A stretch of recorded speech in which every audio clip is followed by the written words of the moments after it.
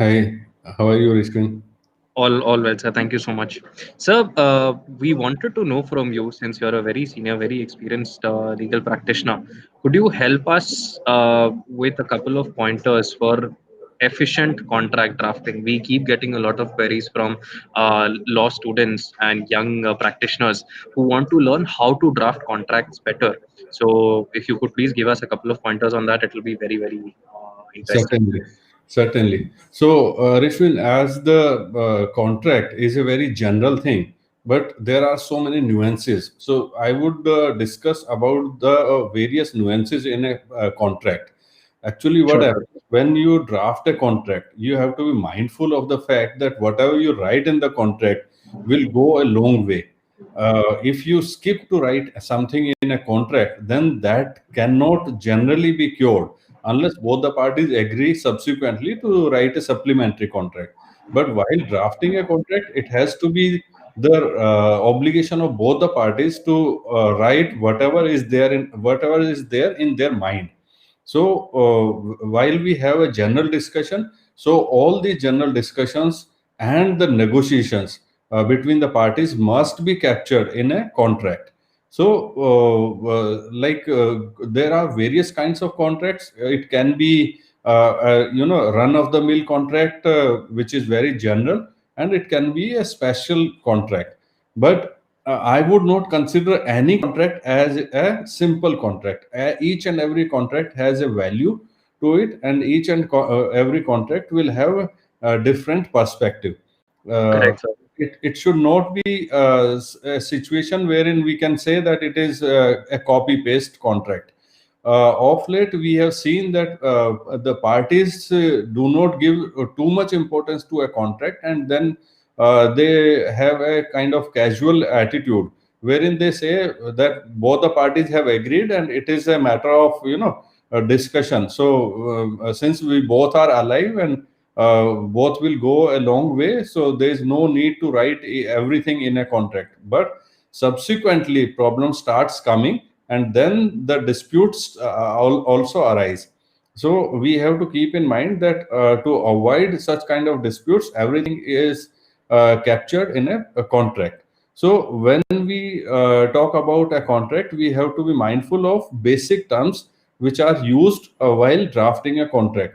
So we have to be sure that the basic things are like names and details of the parties, which has to Right. correctly and captured.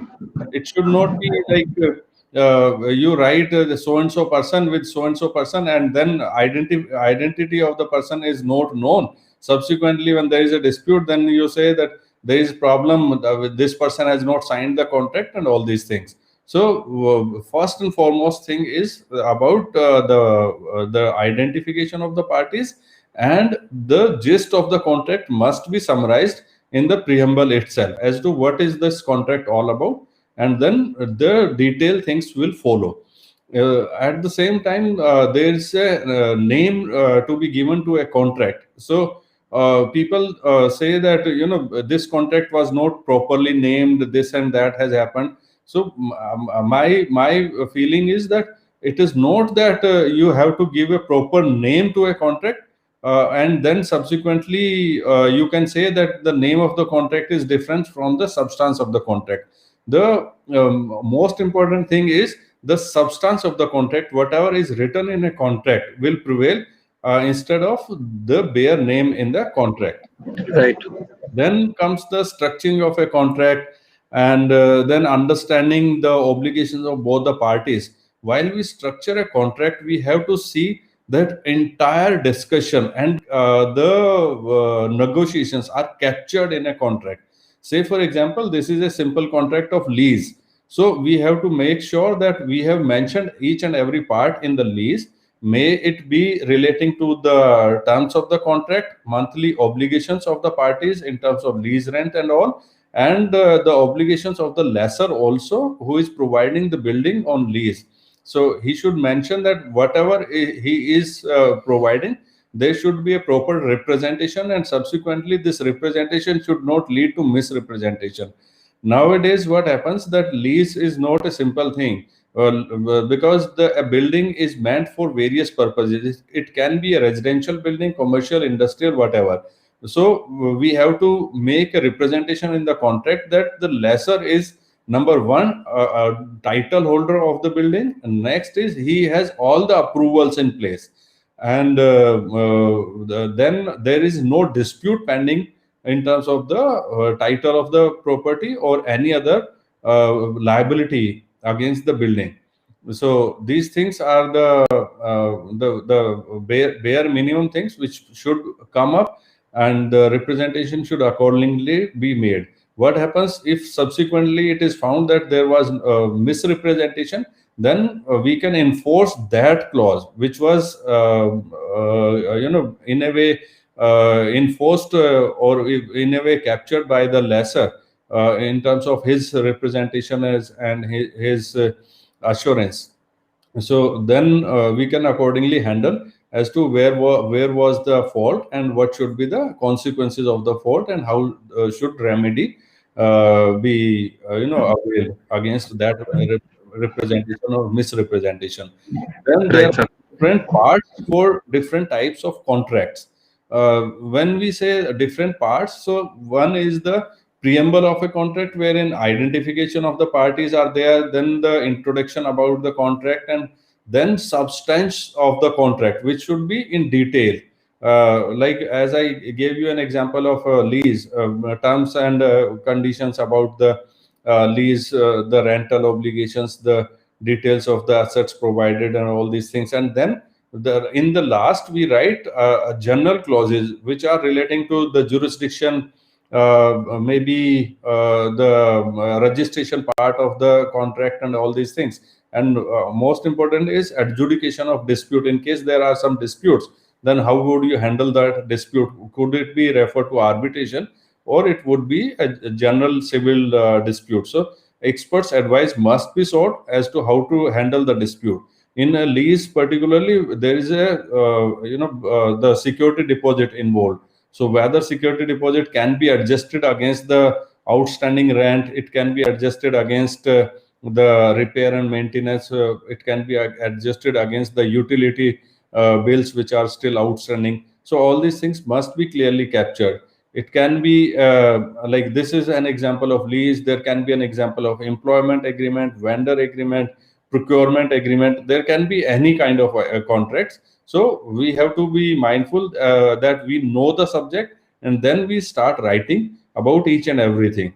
Nowadays, because of COVID, people started saying that how can an employer deduct the salary arbitrarily, whether he Right. has all the right to deduct the salary, or it has to be linked with the performance only. Because earlier it was a performance linked incentive and all these things, but now it has become a force majeure. So we have to make sure that all these unforeseen circumstances are also captured. It would have been good if the employer was mindful that there could be a force majeure situation, and wherein he would not be able to meet the obligations in terms of salary payments and all these things. So this should also be mentioned.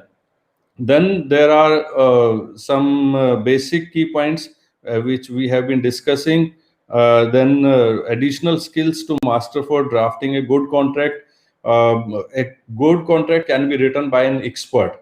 That we must keep in mind. We have seen situations wherein people say that I have the contract and I have taken this template from Google, and this fits well in our circumstances. But when we give our thought, then we find various lacunas in that, and we explain to the client that all the things which you are discussing are not captured in this contract. There could be a Right. domestic contract, there could be international contract.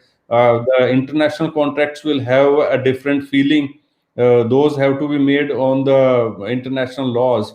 And there could be a situation wherein there is a law in India, there is not that particular law in the other country, or in the other countries there are specific laws on that subject, but we do not have, say for example, corruption laws. So in developed countries, mostly they have a specific law that corruption should be avoided, and in terms of any incidence of corruption, the consequences will follow. But in India, we take a route all the time under the IPC. That whenever there is a fraud, forgery, dishonesty, and all these things, police action will be initiated, and then accordingly the consequences will follow. But Correct. we refine the part corruption, then there are various subsets to this word. It can be forgery, or it can be other kind of corruptions which are not forgery. So when there are certain dealings, then this should also happen. In addition to these hard terminologies, we have the ethical practices also prevailing. So we must capture the ethical practices, which should be like the employee is expected to behave ethically, and then HR policies would be given, and all these things would be mentioned in the HR policies. Then comes the persuasiveness in the contract writing and importance of the legal knowledge. So I would sum up by saying that this is the subject of an expert, which has to be handled by experts. And then sometimes it happens, then one expert may not be aware of all the things, then he may take help from others. Say, for example, intellectual property rights. So how to write a contract about IPR. So these are very subject specific contracts, and the expert can very well draft a contract. I think I have summarized this in great detail. So thank you very much. Thank you so very much, sir. This is very helpful. I'm sure our audience will greatly benefit from your input for today. Thank you. Thank you, sir.